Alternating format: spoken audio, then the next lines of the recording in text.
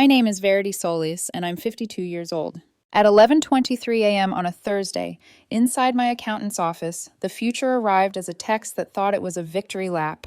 Mason, Verity, found your offshore account. Nice try hiding it during restructuring. Withdrew the full $847,000 for my new venture. Consider it my exit package. You're welcome for not making this messy. Across the desk, Greg, my accountant of 10 years, watched the color leave my face and come back wearing a different expression. Everything okay? He asked. I laughed. Not the hysterical kind. The kind that sounds like a door locking.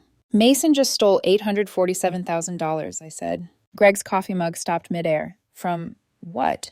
The account the FBI had me set up to catch whoever's been skimming our federal contracts, I said. The Honeypot. He lowered the mug very carefully, as if gravity had become a legal matter. The Honeypot account. 6 months earlier, tiny discrepancies began appearing in our billing. First noise, then pattern. The FBI moved quiet and careful. They suspected an inside job, but proof needed bait. So they taught me how to decorate a trap. Paperwork that looked convincingly dirty, a fake history of skimmed funds, a shell that hummed like an offshore secret. They wired the whole thing with eyes. And Mason Hartley, my business partner of 8 years, walked right into it. I took a screenshot, time, date, his arrogance in black bubbles, and texted Special Agent Rodriguez. Me. Update. Subject just withdrew the full balance. Screenshot incoming. He called in seconds. Solis, tell me I'm mishearing, and no one just stole from a federal monitoring account. Someone did, I said, and he bragged about it. Your partner texted you a confession to stealing what he thinks are your illegal funds. Correct. Also, he added a bow. You're welcome. A beat of stunned silence. Then the agent's voice became measured steel. We'll handle this. Do not contact him. Do not warn him. Act normal. I can do normal, I said, though the floor beneath Greg's Persian rug felt like a cliff with manners. Hanging up, I remembered the months of Mason's pressure, the buyout demands inflated beyond valuation, the sudden moral outrage about hidden assets, the threat to report me to the IRS if I didn't be reasonable. Then the private investigator he'd hired, loud on retainer, quiet on ethics, whose great discovery was the account I'd built with the FBI. He thought he'd found my secret. He didn't realize he'd found his mirror. Greg opened a bottom drawer and poured a conservative inch of scotch into a mug that said, "Numbers are my love language." It's 11:45, he said. It's karma, I answered. He blinked. Karma keeps time? Karma keeps receipts. I typed a reply to Mason with hands that didn't shake. Me, bold move. Then I placed my phone face down, the way you lay a card on a table when you already know who wins the hand. Back at the office, the air smelled like toner and mild ambition. On the glass wall outside Mason's office, someone had taped a glossy announcement. New beginnings. Hartley Advisory launching soon. A photo of him at a Mercedes dealership radiated beneath it, captioned, "Sometimes you have to bet on yourself." I walked past without pausing. The FBI had told me to camouflage my satisfaction as routine. Routine is its own performance. I sat with Naomi, our operations lead, to review the government deliverables due tomorrow. The irony of punctual ethics not lost on either of us. You good? She asked, studying my face. Never better, I said, which in business means I cannot tell you anything yet, but history is rhyming. She nodded once. The quarterly burn looks clean. Also, Mason CC'd himself on 3 client threads about transition plans. Archive them, I said, all of them. The FBI wanted his footprints preserved in amber. My phone buzzed. Greg again. Just got the automated ping, he said. Their account shows a full transfer initiated at 11:22 and settled. The agents are already mirroring the spend. He's using it. Of course he was. I looked out across the bullpen. Teams bent over keyboards, lives living, unaware that somewhere in the city, a man who believed he was owed a better plot had just written his own third act. In the conference room, a plant leaned toward the light like a sermon. Someone had scribbled, "We've got this on the wall calendar." It felt like a witness statement. By Friday, Mason arrived 20 minutes late and striding 2 inches taller. He wore confidence like a rental suit. He clapped his hands for attention. Team, he said, voice bright, I'll be transitioning to pursue other opportunities. Verity is fully supportive. I was, in fact, fully supportive of Gravity. He ordered catering on the company card. He hired a photographer to capture his last day while we were QAing a compliance report. He told a designer to pack his office art. He told facilities to tag the espresso machine. He told a junior to print glossy farewell cards with his new logo. I smiled politely and signed nothing. At Agent Rodriguez's request, IT delayed disabling Mason's email. On Saturday, the harvest arrived. A mass message to clients implying financial irregularities at Solis and Hartley, a tidy bridge for poaching. After discovering concerning activity during my tenure, I'm proud to launch Hartley Advisory, prioritizing transparency and integrity. Integrity was such a brave word to choose. LinkedIn got the Mercedes photo, Instagram got a champagne story, Facebook got a paragraph about betting on yourself and never settling. I sent Rodriguez a digest. Screenshots, timestamps, IP headers. His reply was swift. We're tracking every penny. Do not engage. I didn't. I watered the conference room plant. I approved 3 timesheets. I confirmed a delivery of new toner like a woman whose blood pressure had never met drama. Monday at 10:06 a.m., 2 men in branded polos appeared with a dolly. We're here for the conference table, the espresso machine, and the art from Ms. Solis's office. Ms. Solis says no, I said. Mason called immediately, voice flaring. We had a deal. We absolutely did not. I have messages. Send them to my lawyer. You don't want to play hardball with me, he hissed. I know about your little account, remember? I held the phone just far enough away that his breath didn't fog my calm. I'm counting on it. I hung up and forwarded his words to Rodriguez.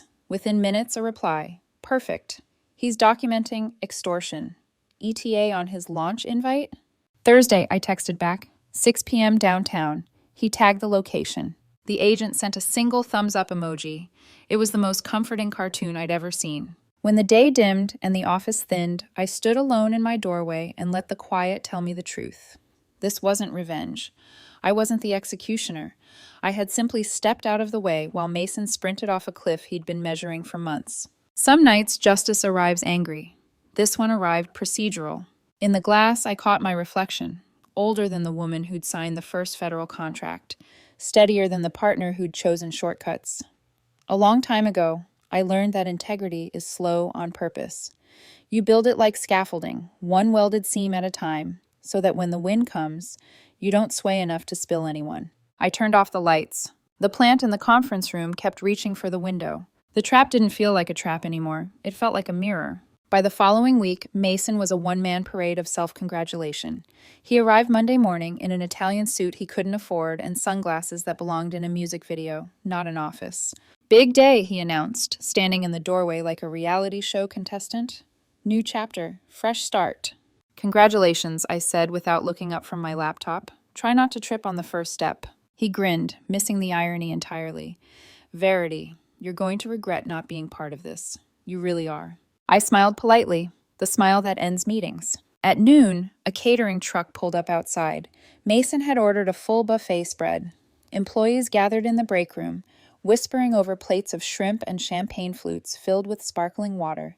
He stood in front of them like a motivational speaker. I'll be transitioning to launch my own firm, he said, raising a glass. Verity's been incredibly supportive. She and I have worked out a generous arrangement.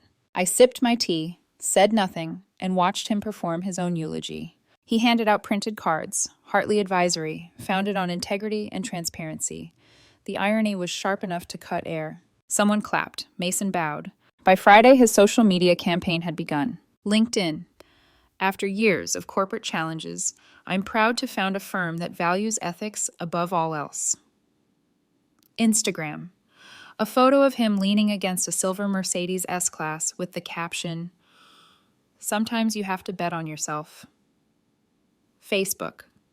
A paragraph about courage, independence, and knowing your worth. It was all a performance, and the audience was watching.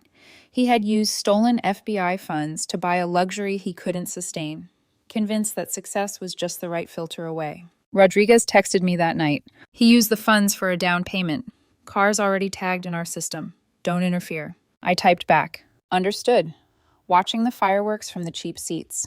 Tuesday morning, Mason sent an all-staff email that read like a self-written press release. After uncovering concerning financial irregularities, I've chosen to branch out independently. Solis and Hartley will be restructured under Verity's leadership.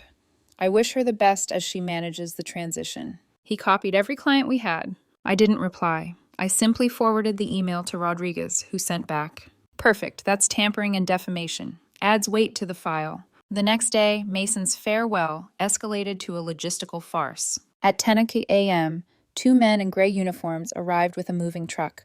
Delivery for Hartley, one said. Pickup, the other corrected. Conference table, espresso machine, artwork, personal items from Ms. Solis's office. I looked at them over the top of my reading glasses. Ms. Solis is not aware of any pickup. The taller mover shifted uneasily.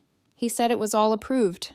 It isn't, I said, and if you so much as touch that espresso machine, you'll be part of a federal investigation before lunch. They exchanged looks and backed away slowly. 5 minutes later, my phone buzzed. Mason, we had a deal. Don't make this ugly.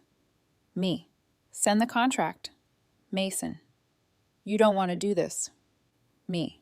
You're right. I'd rather watch you do it to yourself. That evening, Rodriguez called. He's spending fast, the agent said, voice tight with suppressed disbelief.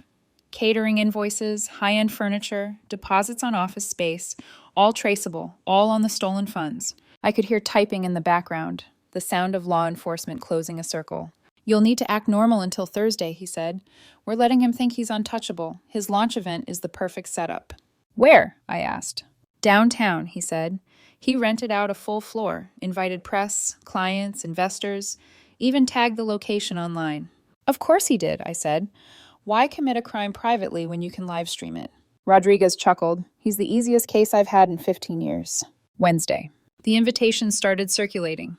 A black and gold design, embossed logo, and tagline, Hartley Advisory, built on trust. Every person he had ever met received one, even me. He'd written, would love for you to see how a real firm is run. I RSVP'd maybe. The next morning, Mason called me directly, voice sugary and smug. You could still be part of this, he said. There's room for you at the table. You're smart enough to know how this game works. What game is that, Mason? The one where people like us don't wait for permission. We take what's ours. I almost laughed. You took what wasn't yours. There's a difference. Don't be self-righteous, he snapped. You think you're better than me because you play by the rules? The rules are what keep people like you small. No, I said quietly. The rules are what keep people like you caught. He hung up. That night, I sat in my office long after everyone left. The city hummed outside, distant sirens, the low rhythm of tires on wet pavement. I poured myself a glass of water, leaned back, and looked at the framed photo on my desk, our first federal contract signing years ago. Mason's smile was bright then, almost genuine. Ambition looks harmless in its early stages. I sent one last text to Rodriguez. 6 p.m. tomorrow. Launch confirmed. He's bragging online again. His reply came within seconds. Copy that, we'll be in position. Thursday arrived draped in overconfidence. At 1:45 p.m., Rodriguez texted, team moving in, subject live streaming. 1:55 p.m. He's quoting Elon Musk, calling himself the disruptor of government contracting. 2:00 p.m. Showtime! I refreshed my phone and saw it. Mason's LinkedIn live feed.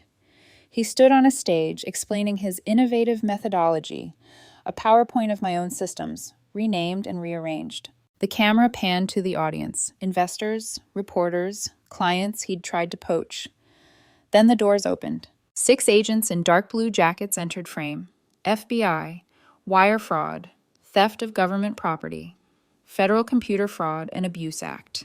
His mic was still live when he screamed, "This is entrapment! She set me up!" One agent replied, perfectly deadpan, "Sir, the account you stole from belongs to the federal government."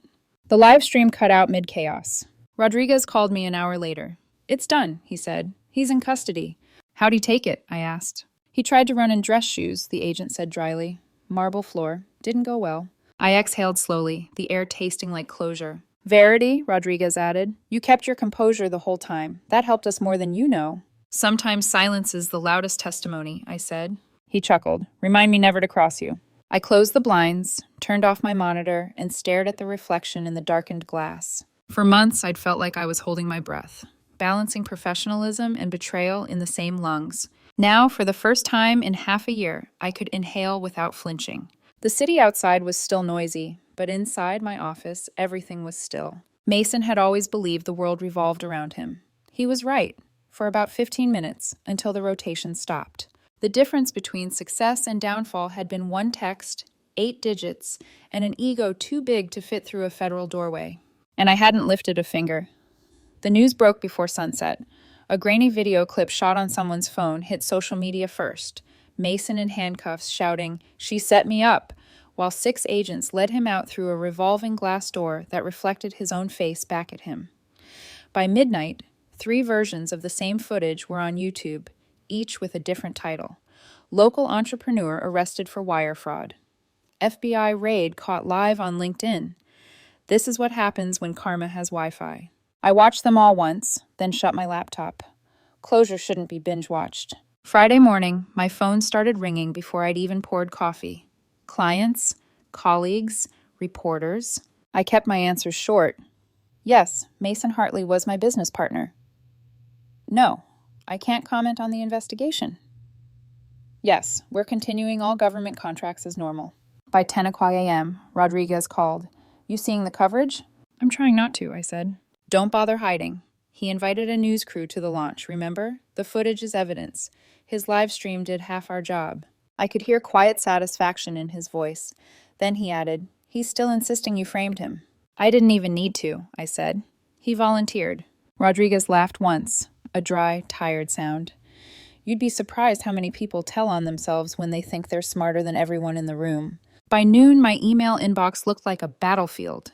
Half sympathy, half schadenfreude. Subject, "Are you okay?" Subject, "So that FBI thing was real?" Subject, "He really thought that account was yours?" And my favorite, subject, "Verity, I owe you an apology." That one was from a client Mason had tried to poach. She'd attended his launch. Her message was brief. "I was sitting in the second row when they cuffed him. I thought of every time you warned me about integrity. Consider our contract renewed and extended." Some victories arrive with ribbons. Others wear handcuffs. By the following Monday, the spin machine had kicked in. Mason's brother, Ethan, called first. His voice was a mix of arrogance and practiced sympathy. "Verity, I think we can all agree this is a misunderstanding.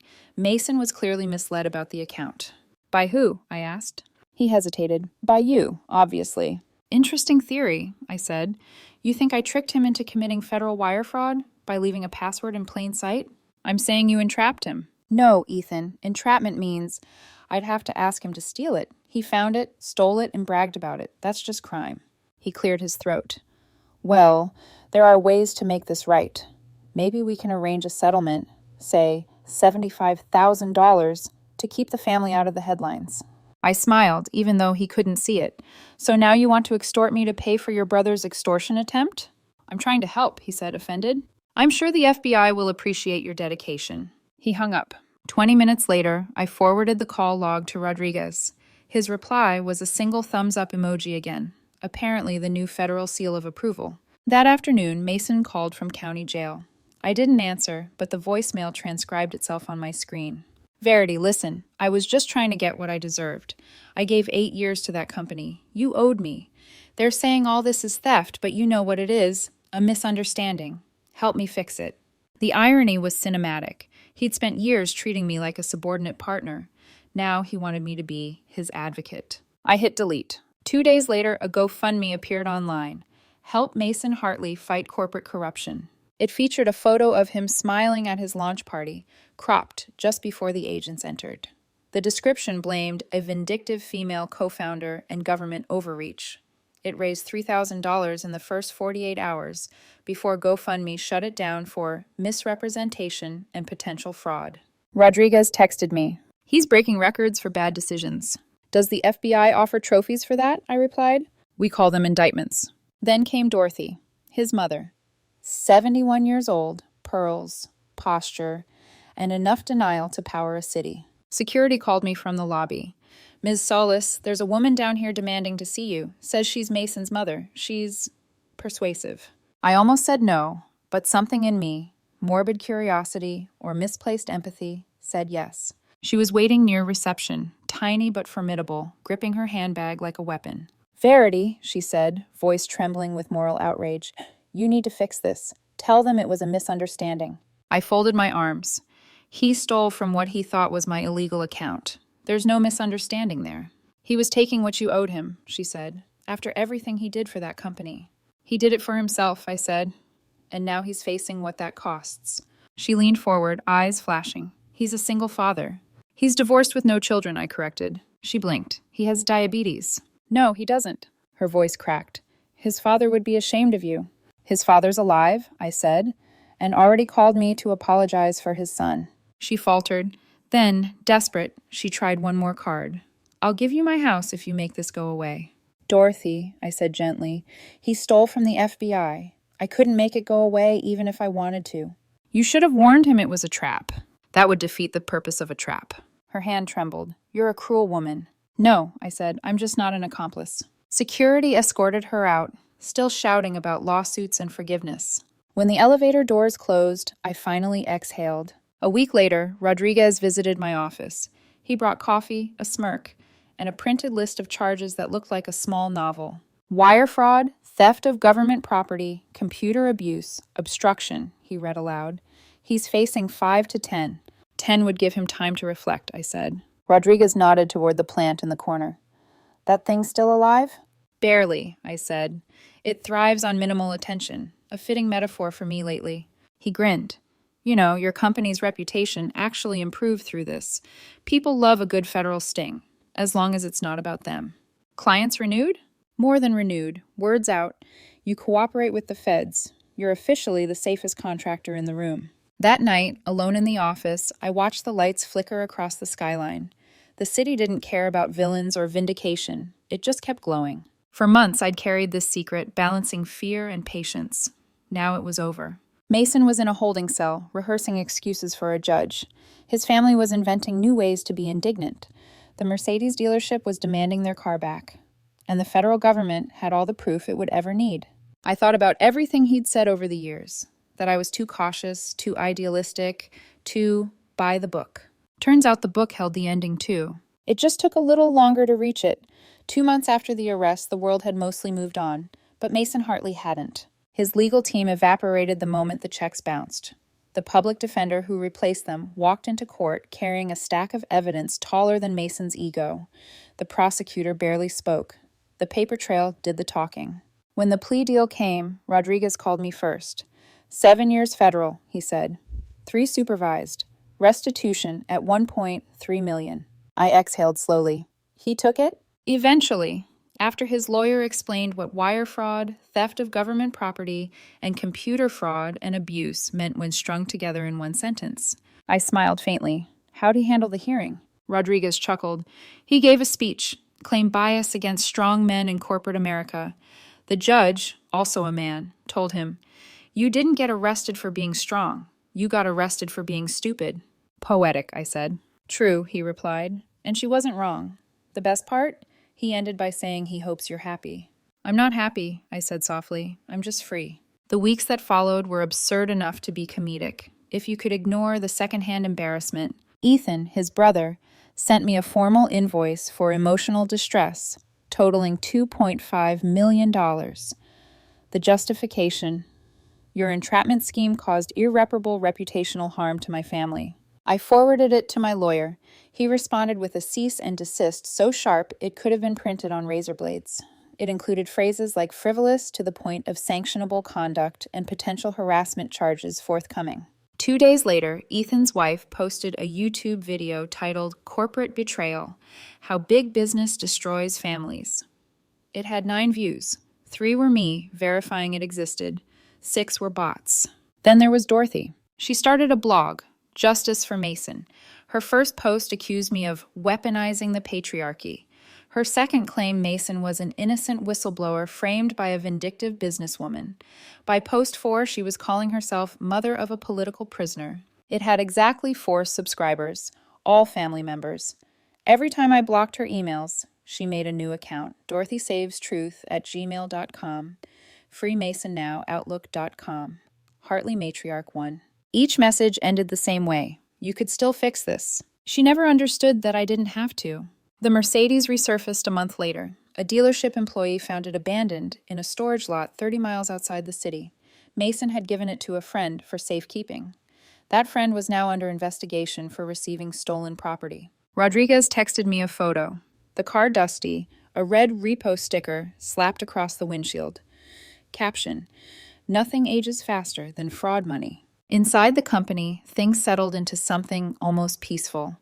Naomi, the operations lead who'd stayed steady through every rumor, now sat in Mason's old office. When I handed her the official partnership offer, she blinked twice. You're serious? You earned it, I said. Her first question wasn't about salary or title. It was, can I see the FBI appreciation letter to frame it? I laughed. It's already in the conference room. Our reputation, oddly enough, had never been better. Clients renewed contracts early. A few new ones came knocking, attracted by the strange halo that comes with helping federal investigators catch a criminal in designer suits. One evening, Rodriguez dropped by the office carrying a bottle of scotch. He placed it on my desk like a ceremonial offering. For the easiest conviction of my career, he said. Keep it, I told him. He smiled. You earned it more. Mason's mugshot started circulating online shortly after sentencing. Someone in our industry turned it into a meme. Caption: When you steal from the FBI's account, thinking it's your partner's secret stash. It spread like wildfire. LinkedIn posts, Reddit threads, even a few motivational TikToks with dramatic music. By the end of the week, it had more engagement than his entire career. Naomi printed one out and taped it on the inside of our supply closet door, a private little monument to poetic justice. Every few months, a new ripple arrived. Ethan trying to buy Mason's company shares for $1, claiming he was doing me a favor. Dorothy's blog getting temporarily suspended for spreading misinformation. The local news re-airing Mason's arrest footage during a top 10 wildest business fails segment. And every time, I'd think of something Mason said once, years before all of this. He'd leaned across a conference table, grinning like ambition itself, and told me, "You play too safe, Verity. You'll never make headlines if you always color inside the lines." Turns out he was right. I didn't make headlines. He did. The last time I heard from him was 3 weeks after sentencing.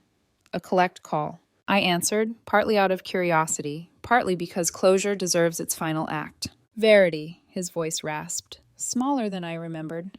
I hope you're happy. I'm at peace, I said. Happiness feels too loud. I made one mistake and you ruined my life. You stole $847,000, I reminded him, and tried to destroy my company.